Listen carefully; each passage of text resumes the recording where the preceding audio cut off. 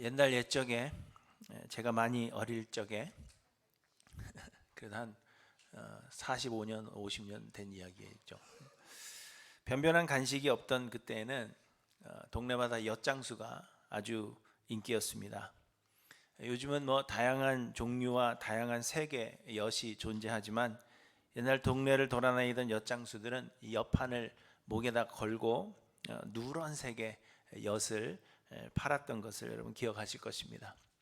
커다란 가위를 짤랑거리면서 엿을 팔았는데 이 엿장수들은 주로 고물상을 겸하고 있었기 때문에 돈 대신에 고물을 받고는 큰 가위로 끈을 탁탁 쳐서 엿을 잘라주곤 했습니다.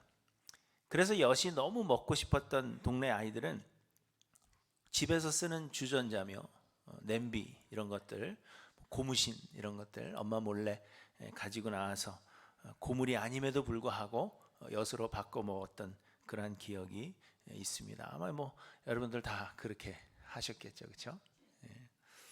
그런데 이 엿장수가 어떤 아이에게는 엿을 크게 잘라주고 반면에 어떤 아이에게는 엿을 아주 작게 잘라주는 것입니다. 뭐 지금처럼 정확하게 무게를 달아준다든지 혹 기계가 일정한 크기로 만들어내는 것이 아니라 큰 판 같은 아주 큰 엿을 이렇게 가위로 탁탁 잘라주는 것이기 때문에 크기가 다를 수밖에 없었습니다. 그래서 그냥 대충 엿을 잘라주다가도 마음에 좀 드는 아이가 있으면 엿을 크게 잘라주기도 했던 것입니다. 그래서 생겨난 말이 엿장수 마음대로입니다. 작은 엿을 받은 아이가 햇빛에 엿을 늘려도 큰 엿을 받은 아이의 그 엿보다 비슷해지지가 않는 것입니다. 그래서 왜 나는 작은 것을 주느냐 그렇게 엿장수에게 따졌더니 엿장수의 대답이 엿장수 마음대로다 그렇게 대답했다는 이야기입니다. 엿을 얼만큼 줘야 한다는 것이 정해지지 않았기 때문에 엿장수 마음대로 주는 것이고 또 돈을 받는 것이 아니라 쓸모없는 고물을 받고 엿으로 바꿔주는 거기 때문에 내 것이 왜 작느냐 그렇게 따질 수가 없었던 것입니다. 그저 엿의 그 주인 마음대로 엿을 잘라주는 것입니다. 그렇다면 여러분 더 큰 엿을 받을 수 있는 방법이 있겠습니까? 옛날 기억을 한번 되살려 보십시오. 어떻게 해서 여러분들은 더 큰 엿을 받고자 노력하셨습니까? 아마도 엿장수 마음에 들기 위해서 노력했을 것입니다. 엿을 바꿔 먹을 고물이 없어도 혹시나 공짜로 엿을 주지 않을까 해서 엿장수를 쫓아다니다가 시키는 일이 있거나 심부름을 해주고 엿을 얻어먹는 그러한 일도 있었을 것이고 엿장수의 마음에 들면 그냥 엿을 줄 수도 있는 것이었습니다. 그런데 여러분 엿장수뿐만이 아니라 사실 세상의 모든 것들이 주인 마음대로입니다. 주인이 원하는 대로 하는 것이고 주인의 뜻대로 하는 것입니다. 우리는 그저 주인의 마음에 들도록 주인이 기뻐하는 그러한 일들을 행하면 되는 것입니다. 그런데 우리 하나님께서 온 세상의 주인이시며 또 주관자이십니다. 하나님은 세상을 창조하신 창조주이시며 그래서 온 세상 만물이 다 주님의 것입니다. 그렇기 때문에 하나님만이 모든 역사의 주관자가 되십니다. 하나님의 뜻대로 하나님께서 계획하시고 하나님의 뜻하신 것만이 온전히 이루어지는 것입니다. 하나님은 나는 만물을 지은 여호와라 이렇게 선포하셨습니다. 신명기 10장 14절에 보시면 하늘과 모든 하늘의 하늘과 땅과 그 위의 만물은 본래 내 하나님 여호와께 속한 것인즉 이렇게 말씀하십니다. 역대상 29장에도 여호와여 위대하심과 권능과 영광과 승리와 위엄이 다 주께 속하였사오니 천지에 있는 것이 다 주의 것이로소이다. 여호와여 주권도 주께 속하였사오니 주는 높으사 만물의 머리이심이니이다. 이렇게 고백하고 있습니다. 하나님이 온 세상의 주인이십니다. 또한 부와 귀가 주께로 말미암고 또 주는 만물의 주제가 되사 손에 권능과 능력이 있사오니 모든 사람을 크게 하심과 강하게 하심이 주의 손에 있나이다. 이렇게 말씀하고 있습니다. 하나님이 모든 것을 계획하시고 하나님의 뜻하신 바를 반드시 이루시며 모든 것이 다 하나님의 손에 있는 것입니다. 우리의 어떠함이 하나님의 계획하심에 영향을 끼칠 수가 없고 우리의 노력이 하나님의 뜻을 바꿀 수 없다는 것입니다. 하나님이 계획하시면 하나님이 반드시 이루시는 것입니다. 뿐만 아니라 우리는 하나님의 쓰시는 도구들로서 하나님께 왜 그렇게 하셨느냐고 항변할 수 없는 것입니다. 왜요? 주인의 마음대로이기 때문입니다. 우리는 그저 모든 것의 주인이시오 주관자 되시는 그 하나님 앞에 그렇다면 우리가 어떠한 자세로 살아가야 할 것인가, 이것을 고민하고 주님의 뜻대로 살아야 한다는 것을 성경이 우리에게 말씀하시는 것입니다. 느부갓네살 왕이 또다시 꿈을 꾸고는 그 꿈의 의미를 알 수가 없어서 번민하고 있었습니다. 느부갓네살이 꾼 꿈의 내용은 지난주에도 말씀드렸지만 이렇습니다. 느부갓네살이 땅의 중앙에 있는 한 나무를 보았습니다. 그런데 그 나무가 매우 높이 자라서 그 높이가 하늘에 닿았습니다. 그런데 이 나무는 높이만 높은 것이 아니라 잎사귀가 아름답고 열매가 아주 많아서 만민의 먹을 것이 될 만하였고 각종 짐승들이 들짐승이며 새며 할 것 없이 이 나무와 나무 그늘과 그 나무 가지에서 먹을 것과 쉼을 얻었습니다. 그런데 한 거룩한 순찰자가 하늘에서 내려와서는 그 나무를 베고 가지를 자르고 잎사귀를 떨고 열매를 해치라 그렇게 말씀하시고는 나무에서 쉼을 얻던 모든 짐승들을 다 내쫓으라고 소리쳤습니다. 그래도 다행히 그 구루터기는 남겨두라 하셨지만 그러나 그 구루터기를 쇠와 놋줄로 동이고는 그것을 들풀 가운데 두라 하셨습니다. 그래서 그 구루터기가 하늘 이슬에 젖고 땅의 풀 가운데에서 짐승과 함께 버려지게 되었다 하는 것을 말씀하십니다. 그리고는 느부갓네살의 마음이 변하여 사람의 마음 같지 아니하고 짐승의 마음을 받아 7대를 지내리라 하는 것이 꿈의 내용이었습니다. 그리고는 지극히 높으신 이가 사람의 나라를 다스리시며 자기의 뜻대로 그것을 누구에게든지 주시며 또 지극히 천한 자를 그 위에 세우시는 줄을 사람들이 알게 하려 함이라 하는 소리가 하늘에서부터 들려온 것입니다. 느부갓네살 왕은 바벨론의 지혜자들에게 그 꿈의 해석을 물어보았지만 아무도 그 꿈의 해석을 알 수가 없었습니다. 그래서 느부갓네살은 다니엘을 찾은 것입니다. 그리고 다니엘은 오늘 본문에서 그 꿈의 해석을 느부갓네살에게 알게 하였습니다. 여러분 꿈의 내용을 아시겠죠? 나무가 있었는데 나무를 다 베고 그루터기만 남았습니다. 그런데 그 그루터기로 놋쇠로 동이고 그렇게 해서 내버려 두었더니 옆에 잡초도 나오고 이슬도 나오고 아주 숯불이 더러운 숯불처럼 되었다는 것입니다. 그래서 다니엘이 그 꿈을 해석하는데 꿈의 해석은 이렇습니다. 왕이 본 나무는 느부갓네살 왕을 상징하는 것입니다. 곧 느부갓네살 왕이 자라서 견고하여지고 창대하게 되어서 하늘에 닿고 그 권세는 땅 끝까지 미치게 된다 하는 의미입니다. 왕의 나라가 부강하게 되어서 많은 사람들이 바벨론에서 풍족하고 평안하게 살고 있는 것을 의미하고 있는 것입니다. 그런데 이 고대에는 높이 솟은 나무, 곧게 솟은 나무가 신처럼 그렇게 여겨졌습니다. 우리나라에도 가보면 아름드리 나무, 아주 큰 나무, 곧게 선 나무를 신처럼 그 앞에다가 돌을 쌓고 절하지 않습니까? 고대에도 동일하게 곧게 높이 솟은 나무를 신처럼 여겼는데 이는 곧 느부갓네살 왕이 마치 신처럼 여겨졌다 하는 것을 말씀하고 있는 것입니다. 그리고 왕이 본 순찰자, 곧 하늘에서 내려온 거룩한 자는 지극히 높으시니 곧 하나님을 상징하는 것입니다. 그런데 하늘의 하나님께서 그 나무를 베어버리라 하셨다 하는 것은 바벨론의 영광이 땅에 떨어질 것을 말씀하고 있는 것입니다. 곧게 솟은 나무처럼 신처럼 여겨지던 그러한 권위를 가지고 있던 왕이었지만, 그러나 하나님께서 베어버리신다. 그 왕위에서 물러나게 되는 것을 말씀하시는 것입니다. 그 구루터기를 남겨두되 새와 노줄로 동이고 그것을 들풀 가운데 두어 하늘이 쓰레졌고 들짐승과 더불어 7회를 지내리라 하신 것은, 느부갓네살 왕의 정신이 나가서 자신을 사람이라 생각하지 않고 들짐승이라고 생각하게 되고, 그래서 들짐승처럼 풀을 먹으며 이슬을 맞으며 그렇게 7대를 지내게 될 것을 의미하는 것입니다. 여기서 7대라는 것은 정확히 얼마만큼의 기간을 의미하는지는 정확히 알 수가 없습니다. 일반적으로 사람들은 7년이라고 그렇게 해석하기도 하지만 7년이 아닐 수도 있고 맞을 수도 있고, 다만 정해진 일정한 기간을 의미하고 있는 것입니다.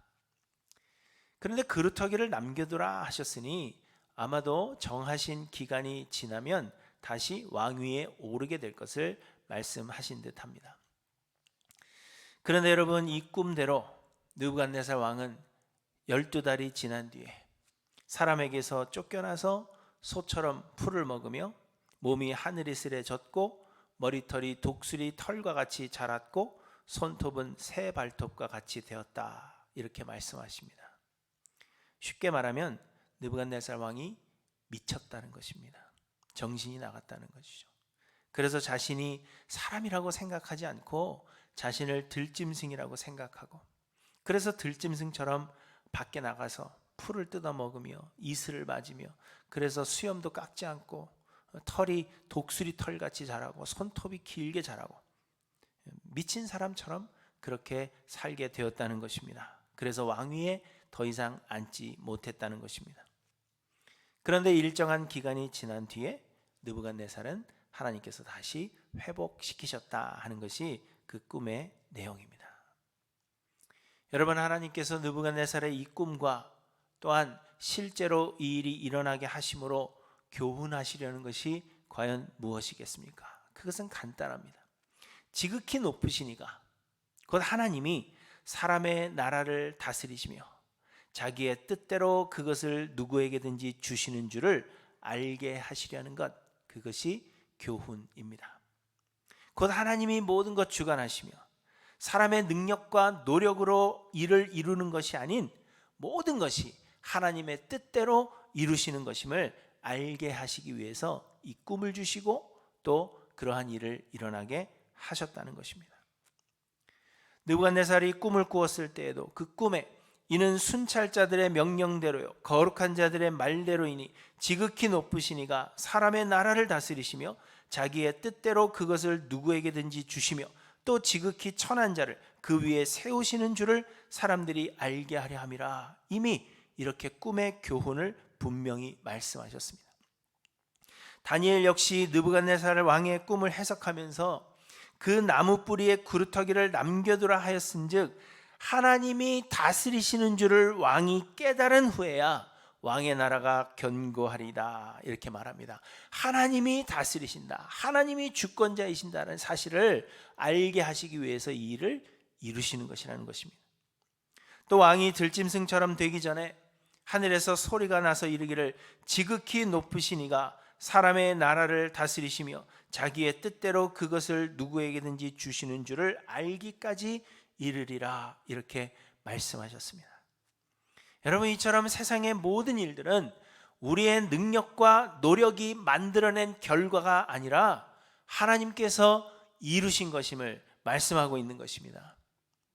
그래서 우리의 능력과 노력에 상관없이 하나님께서 또 그것을 허무시면 금세 무너질 수밖에 없다는 것을 말씀하고 있는 것입니다. 우리가 세상에 살면서 얻은 것, 우리가 성취한 모든 것 다 우리의 힘과 능력으로 행한 것 같지만 사실은 그것이 아니라 하나님께서 이루게 하신 것이며, 하나님께서 원하시면, 하나님께서 계획하시면 우리가 이루어 놓은 그 모든 것들을 한순간에 무너뜨리기도 하신다는 것을 말씀하고 있는 것입니다. 우리 하나님은 죽이기도 하시며 살리기도 하시며 상하게도 하시며 낫게도 하시는 주관자이십니다. 느부갓네살 왕으로 하여금 자라나게 하시고 견고하게 하신 분이 하나님이시며, 또 하나님의 뜻이면 하루 사이에 들짐승처럼 되어 사람에게서 쫓겨나 소처럼 풀을 먹게도 하신다는 사실을 이 꿈을 통해서, 또 일어난 일을 통해서 우리에게, 느부갓네살 왕에게 말씀하고 계시는 것입니다. 마찬가지로 여러분, 우리의 구원과 삶이 하나님께 있습니다.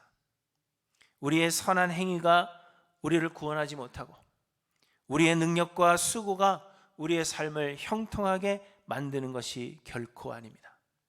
모든 것이 하나님의 뜻하심과 계획 가운데 있고 하나님의 손에 있는 것입니다. 하나님은 죽이기도 하시고 살리기도 하시며 스월에 내리기도 하시고 거기에서 올리기도 하십니다. 모든 것이 세상의 주인 되시는 하나님의 뜻대로 이루어지는 것입니다. 그렇다면 여러분, 우리는 온 세상을 뜻대로 다스리시는 그 지극히 높으신 하나님 앞에서 어떠한 자세로 살아가야 하겠습니까? 여러분은 어떠한 자세로 지금까지 여러분의 삶을 살아오셨는가 한번 돌아보시기를 바랍니다. 오늘 본문은 사람의 나라를 다스리시며 자기의 뜻대로 그것을 누구에게든지 주시는 하나님 앞에서 우리가 어떠한 자세로 살아야 할 것인지에 대해서 몇 가지 중요한 교훈을 우리에게 주고 계십니다. 첫째로는 자신을 끊임없이 낮추고 하나님을 예배해야 한다는 것입니다.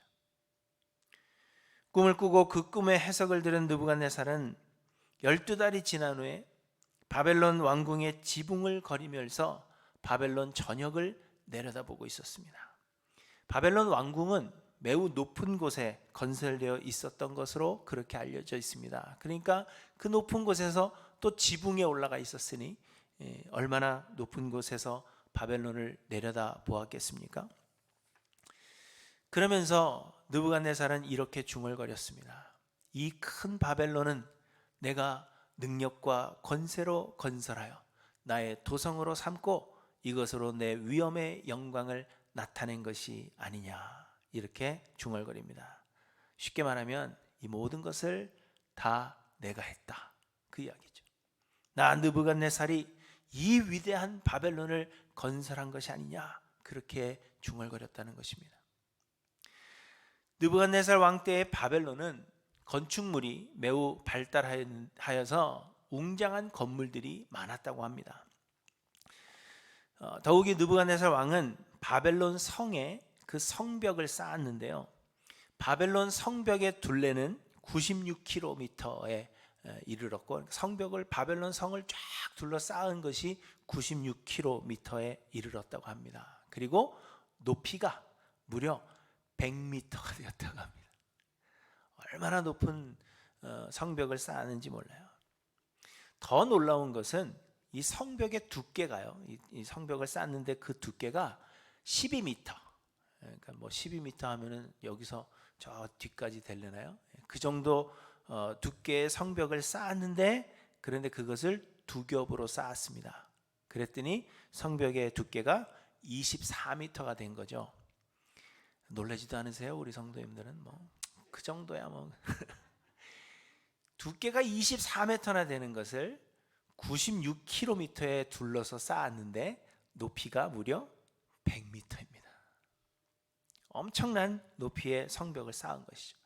느부갓네살이 또 건설한 공중정원이 있는데, 그 공중정원은 고대의 7대 불가사의 중에 하나로 알려져 있습니다. 느부갓네살 왕이 그의 아내를 너무도 사랑해서 그의 아내를 위해서 지은 궁전이라고 합니다. 이 느부갓네살 왕의 아내인 아미티스는 산으로 둘러싸여 있는 고향에서 태어나서 그곳에서 평생을 살다가 평야 가운데 위치한 바벨론으로 시집을 왔는데, 그래서 고향을 그리워하게 되었다는 것입니다. 저는 강원도 산골에서 왔는데 여기 오니까 평야예요. 일리노이는 너무 지루하죠. 그러니까 이제 고향이 보고 싶었다, 뭐 그런 겁니다. 바다에서 온 사람은 바다가 그리웠고, 그래서 느부갓네살은 자신의 아내를 위해서 높은 언덕 위에 15,000평방미터 넓이의 정원을 만들고 궁전을 만들었다 하는 것입니다. 그런데 이 정원이 7대 불가사의 중 하나가 된 것은 그 높은 언덕이 원래 있던 언덕이 아니라 느부갓네살이 사람들을 시켜서 언덕을 쌓게 했다는 것입니다. 산 하나를 만들었다는 거예요. 그래서 이것이 7대 불가사의가 된 것입니다. 느부갓네살은 아내를 위해서 이렇게까지 해주는데 당신은 뭐야? 이렇게 생각하시는 분이 계실지 모르는데 오늘의 포인트는 그게 아닙니다. It's not the point. 거기다가 이 느부갓네살 왕은 주변의 모든 나라를 점령하고 큰 제국을 세웠습니다.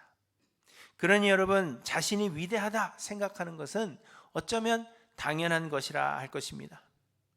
그 누구도 그 정도라면 내가 위대하다 그렇게 생각하고 자신이 세운 그 도시를 바라보면서 이것을 다 내가 세웠다, 나는 위대하다, 그렇게 자아도취에 빠지는 것이 당연한 것입니다. 그래서 느부갓네살은 바벨론을 바라보며 이 큰 바벨론은 내가 능력과 권세로 건설하여 나의 도성을 삼고 이것으로 내 위엄의 영광을 나타낸 것이 아니냐, 이렇게 자화자찬하며 중얼거리고 있었던 것입니다. 그런데 바로 그때 하나님께서 느부갓네살에게 말씀하셨습니다. 느부갓네살 왕아, 내게 말하노니 나라의 왕위가 내게서 떠났느니라.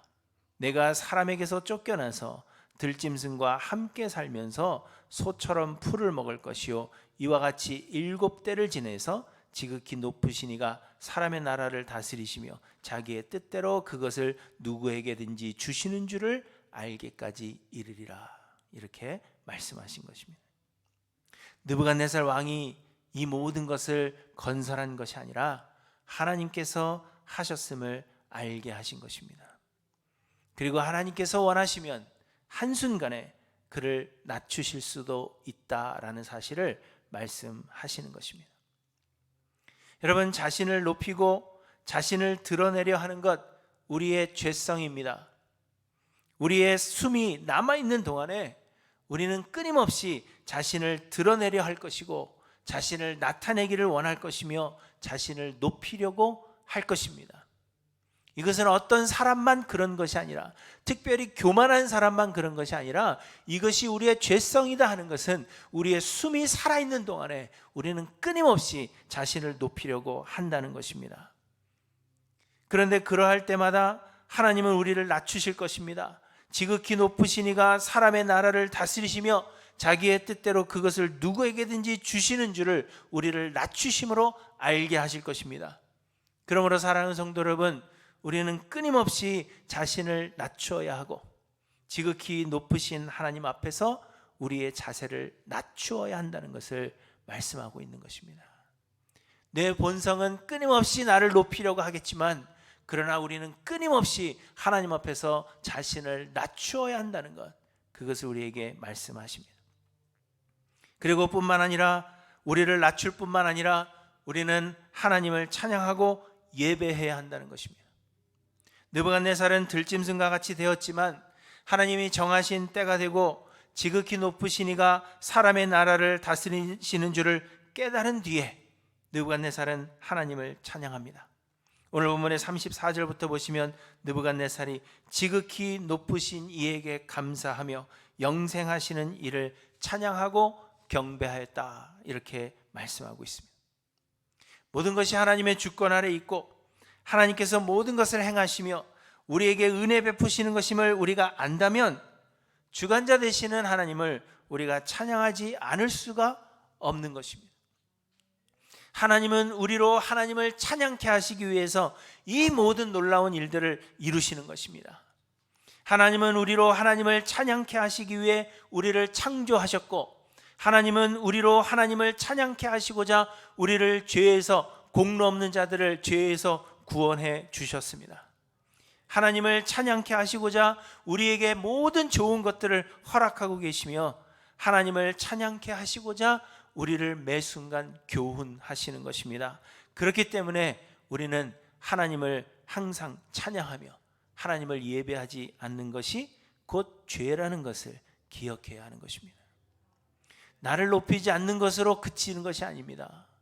우리가 하나님을 힘써 찬양하지 않는다면, 그 하나님을 예배하지 않는다면 그것이 곧 죄가 된다는 것입니다. 왜요? 하나님은 그 일을 위해서 우리를 창조하셨기 때문입니다.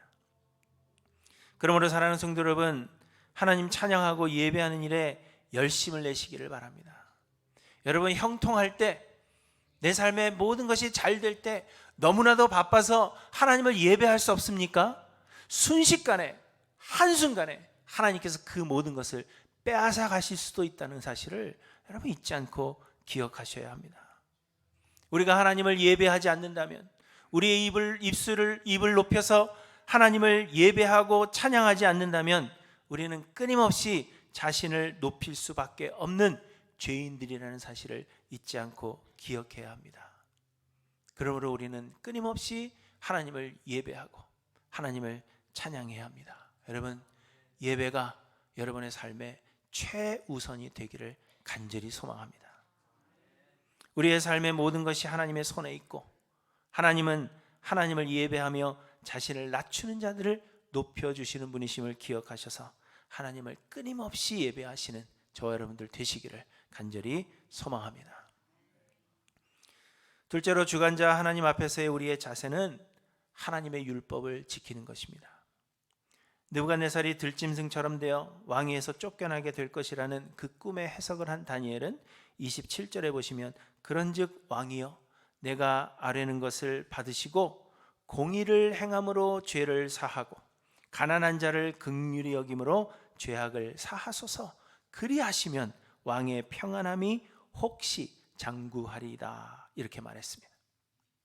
공의를 행하라 하는 것은 자신의 뜻, 자신의 생각대로 살지 말고 하나님의 뜻대로 살 것을 말하고 있는 것입니다. 그리고 우리의 삶에 대한 하나님의 뜻은 율법 안에 있는 것입니다. 또한 가난한 자를 긍휼히 여기라 하는 것은 바벨론의 백성들에게 선의의 정치를 펼치라 하는 것으로 다른 사람들을 사랑하고 배려하라는 것을 말하고 있는 것입니다. 그리하면 혹시 하나님께서 꿈의 내용대로 이루지 않으실 수도 있다라는 것을 다니엘이 권면하고 있는 것입니다. 그런데 여러분, 다니엘이 말한 이 공의를 행하며 가난한 자를 긍휼히 여기라 하는 것은 하나님께서 주신 율법의 핵심적인 두 강령입니다. 하나님이 주신 율법의 두 강령은 하나님을 사랑하고 이웃을 사랑하는 것이라 그렇게 말씀드렸습니다. 그러므로 우리가 율법을 지켜 행하면 하나님께서 벌을 내리지 않으실 수도 있다는 것을 말씀하고 있는 것입니다. 여러분, 율법은 우리를 구원하는 구원의 방편이 아니라고 했습니다. 곧 우리가 율법을 지켜 행함으로 구원을 얻을 수 있는 것이 아니다 하는 말로, 이는 우리가 율법을 온전히 지켜 행할 능력이 없기 때문입니다. 그래서 하나님은 우리를 예수 그리스도의 은혜로 구원하신 것입니다.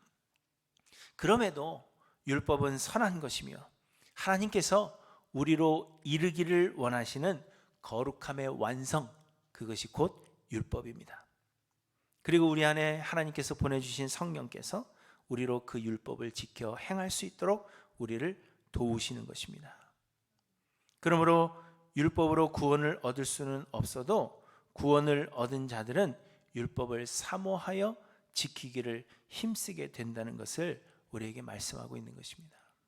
여러분, 율법을 지키는 것이 반드시 우리에게 복을 주시는 것은 아닙니다. 다니엘은 여기서 혹시라는 말을 하고 있습니다. 곧 공의를 행하고 인자를 사랑한다고 해서 하나님께서 그것을 없애주시는 것은 아니지만 혹시 그럴 수도 있다라고 이야기하는 것입니다. 그러나 구원 얻은 자들 안에는 하나님의 성령이 역사하고 계시기 때문에 구원 얻은 자들은 반드시 율법을 사모하여 그 율법을 지키기를 힘쓰게 된다는 것입니다. 그러므로 사랑하는 성도 여러분, 여러분 하나님의 율법을 사모하십니까?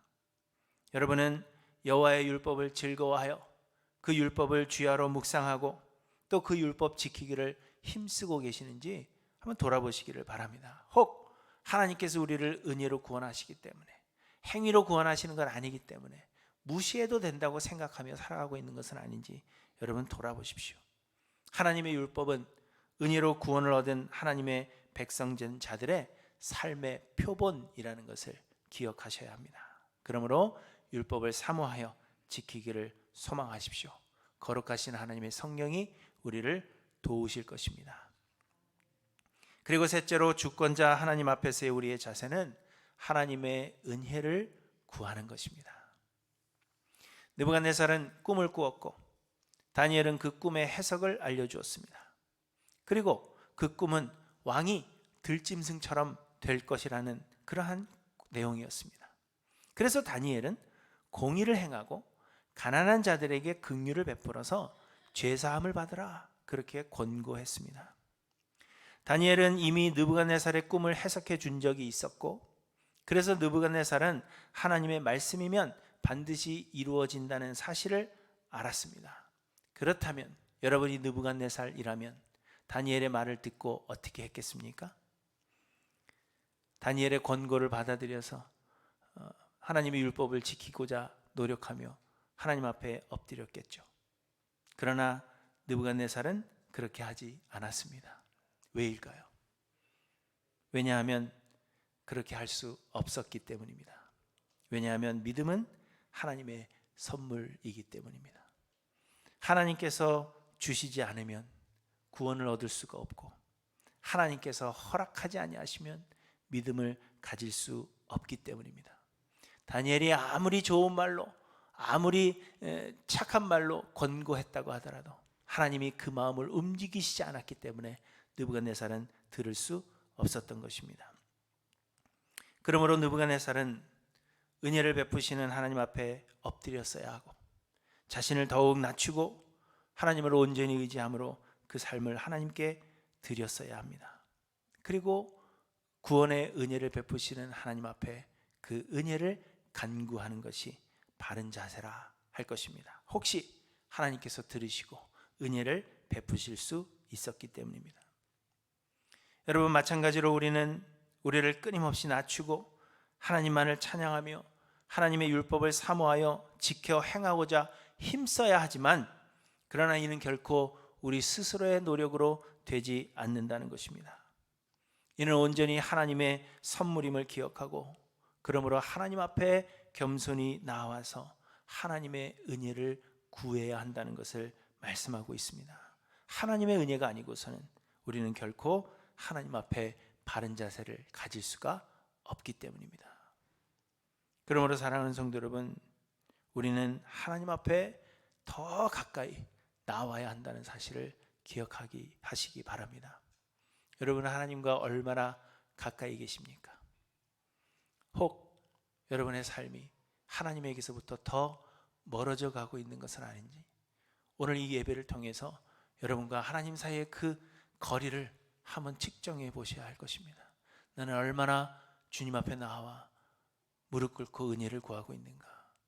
일주일 사는 동안 하나님 한 번도 기억하지 않고 하나님과 너무 멀어져 있는데도 너무 멀어져 있다는 그 사실조차 깨닫지 못하고 살아가는 것은 아닌가. 우리의 모습을 돌아보셔야 할 것입니다. 사랑하는 성도 여러분, 지극히 높으신 우리 하나님께서 사람의 나라를 다스리시며 자기의 뜻대로 그것을 누구에게든지 주십니다. 하나님은 죽이기도 하시며 살리기도 하시며 상하게도 하시며 낮게도 하시는 주관자이십니다.